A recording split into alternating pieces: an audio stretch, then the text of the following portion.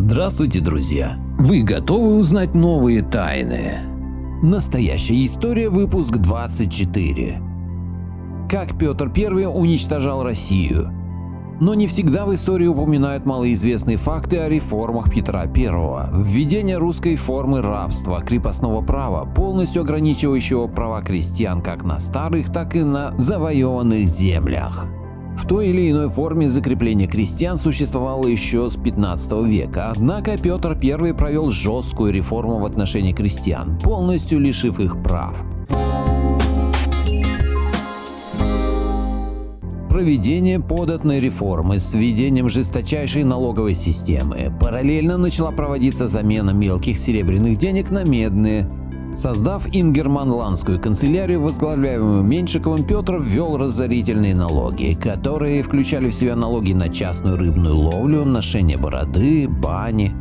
Причем приверженцы старых обрядов облагались двойным налогом, что послужило дополнительным стимулом для переселения старообрядцев в наиболее глухие места Сибири. Уничтожение старинных русских летописей и начало переписывания истории Руси с помощью немецких профессоров – эта деятельность обрела поистине гигантский масштаб, чем и объясняется минимальное количество сохранившихся исторических документов о славянах. Жесточайшие репрессии против русского духовенства, фактическое уничтожение православия. Масштабы репрессий против духовенства были глобальными. Одним из наиболее значимых карателей Петра был его приближенный Яков Брюс, который прославился карательными экспедициями в старообрядческие скиты и уничтожением старинных церковных книг и имущества. Повсеместное распространение на Руси наркотических средств, вызывающих быстрое и устойчивое привыкание, алкоголя и табака. Почему осуждают самого великого царя Руси Ивана Грозного? 28 марта 1584 года умер русский царь Иван Грозный. Еще в годы его жизни на Западе начали создавать черный миф о кровавом тиране Грозном. Клеветническую кампанию продолжили западники и либералы в Российской империи, а затем и в Российской Федерации. Как примером подтверждения этому служит школьный учебник истории. В результате был создан образ жестокого деспота, убившего даже собственного сына, кровавого чудовища, десятками тысяч уничтожавшего собственный народ, развязавшего якобы ряд захватнических войн, которые принесли русскому царству только тяжелые потери и в итоге вызвали смуту, едва не погубившую Россию. Однако объективные исследования показывают, что именно Иван Васильевич завершил процесс восстановления Русской империи, которая развалилась в результате феодального распада. Иван Грозный в результате нескольких победоносных войн увеличил территорию державы в 2 раза, присоединил к русскому царству Казанское и Астраханское ханство, Поволжье, территории на Северном Кавказе и Западную Сибирь. Поэтому его так и ненавидят внешние и внутренние враги России. Своими коллективными усилиями сформировали общественное мнение о кровавом Грозном, что в 1862 году при создании в Новгороде памятника тысячелетия России фигуры Ивана Васильевича на нем не оказалось. Есть скульптуры поэтов, писателей, некоторых второстепенных государственных деятелей. А первый русский царь-император, устроивший отечество, воссоздавший ядро Российской империи, отсутствует. Решили, что не заслужил. Зато вовсю восхваляют Петра, который просто уничтожил Россию, убил все русское. Емельян Пугачев был патриотом России. Войска Емельяна Пугачева и сегодня достаточно часто называют бандами, но к бандам, как правило, примыкают люди определенного рода занятий, и их действия носят антиобщественную направленность.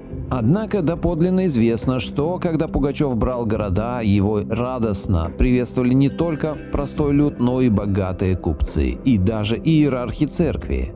Пушкин писал, что в Пензе Пугачева встречали хлебом с солью, с иконами и падали перед ним на колени. Это позволяет осознать тот факт, что расценивать поднятое им восстание как бунт не получается. Восстание Пугачева похоже больше на гражданскую войну с иноземными захватчиками Романовыми. Загадки Куликовской битвы. Первое – это численность войск. Из-за несоответствия данных источников о Куликовской битве существуют крайне противоречивые оценки числа ее участников. Второе – место битвы. Остается спорным конкретное место битвы. С XIV века изменились не только топонимы, но и сами русла рек. Кроме того, изменился смысл слова «устье». Где было это поле? Ответить на него не может и археология.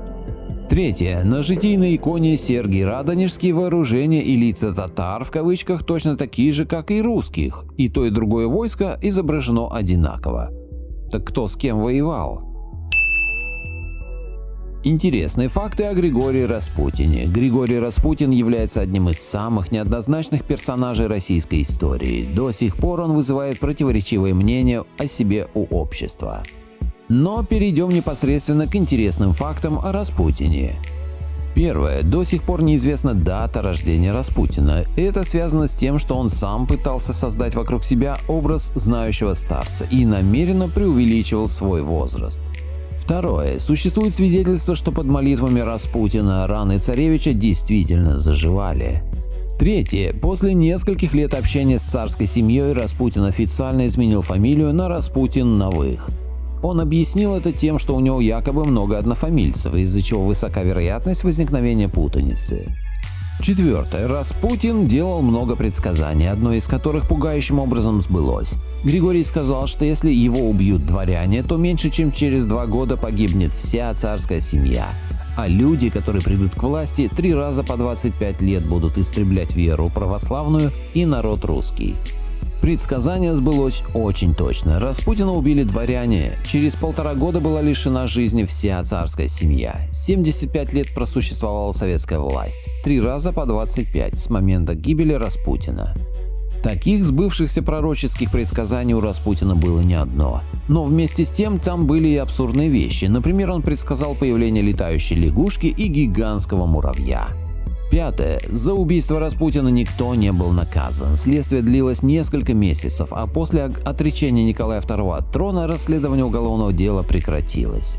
Многие историки считают, что Распутин сыграл свою роль в ослаблении и без того слабого авторитета царской власти, поскольку праведный старец вел очень неправедную жизнь, что возмущало всех, включая высшие слои общества.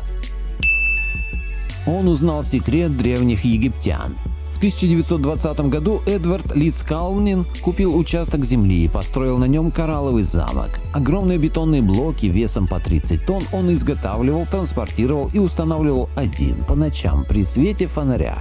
На все расспросы отвечал: «Я узнал, как египтяне и древние строители в Перу, Юкатане и Азии при помощи примитивных инструментов поднимали и устанавливали каменные блоки весом в многие тонны».